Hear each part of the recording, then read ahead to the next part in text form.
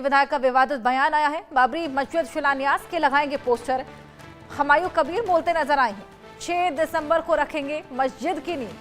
हुमायूं कबीर का ये विवादित बयान टीएमसी मस्जिद नहीं बांग्लादेश की नींव रख रही है। बीजेपी ने पलटवार करते हुए ये बयान दिया है।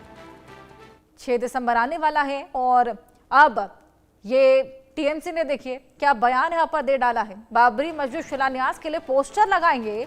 हुमायूं कबीर ये बोलते हुए नजर आते हैं, टीएमसी मस्जिद नहीं है बांग्लादेश की नींव रख रही है। बीजेपी ने ये बयान दिया है।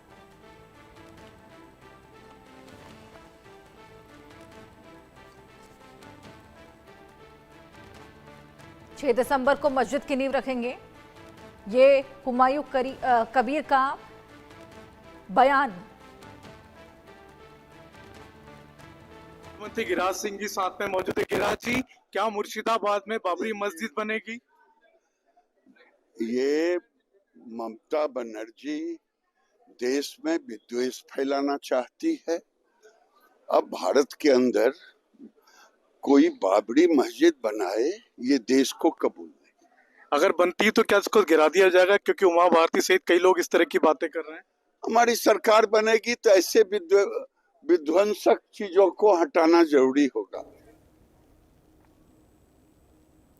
हमारे सहयोगी रैनिक दत्ता हमारे साथ जुड़े हैं और जानकारी उनसे लेंगे। रैनिक, टीएमसी के द्वारा ये एक विवादित बयान सामने आया है बाबरी मस्जिद को लेकर। 6 तारीख को इसको लेकर पोस्टर लगाए जाने हैं। हालांकि बीजेपी ने भी इसको लेकर दो टूक कह दिया है कि टीएमसी मस्जिद नहीं बांग्लादेश की नींव रख रही है।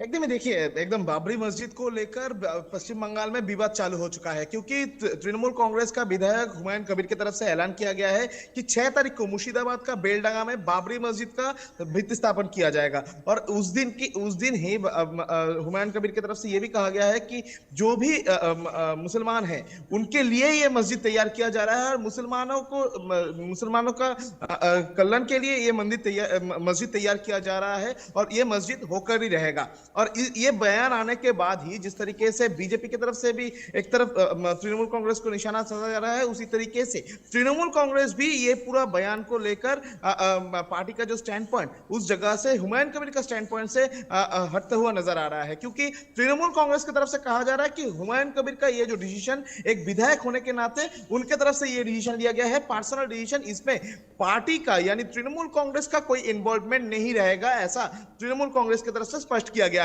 मगर दूसरी तरफ बीजेपी की तरफ से कहा जा रहा है कि हुमायूं कबीर की तरफ से जो 6 दिसंबर को जो बाबरी मस्जिद तैयार करने का बात किया गया है उसको लेकर ये सिर्फ एक पार्टी का स्टैंड पॉइंट है और तृणमूल कांग्रेस चाहते हैं कि बांग्लादेश तैयार किया जाए और इसी वजह से बाबरी मस्जिद जैसे एक विवादित जो चीज है उनका शिलान्यास किया जा रहा है पश्चिम बंगाल में। इसका परमिशन टीएमसी की तरफ से दिया जा रहा है, ऐसा बीजेपी की तरफ से आरोप है। दूसरी तरफ अगर देखा जाए तो हुमायूं कबीर की तरफ से इसके पहले भी बहुत सारे बार राम मंदिर का इशू में चर्चा में आए थे हुमायूं कबीर, उनकी तरफ से विवादित बयान दिया गया था। देखिए 6 दिसंबर भी नजदीक है और जैसे ये चुनाव आने वाले हैं, पीएम मोदी ने भी जब से बंगाल को साधने की बात कही है तभी से हम देख रहे हैं कि टीएमसी बौखलाई हुई नजर आ रही है। एसआईआर को लेकर भी बौखलाहट ममता बनर्जी की देखने को मिली। अब देखिए मस्जिद बनाने की यहाँ पर तैयारी में है, क्या इसको बौखलाहट कहा जा सकता है चुनाव से पहले की?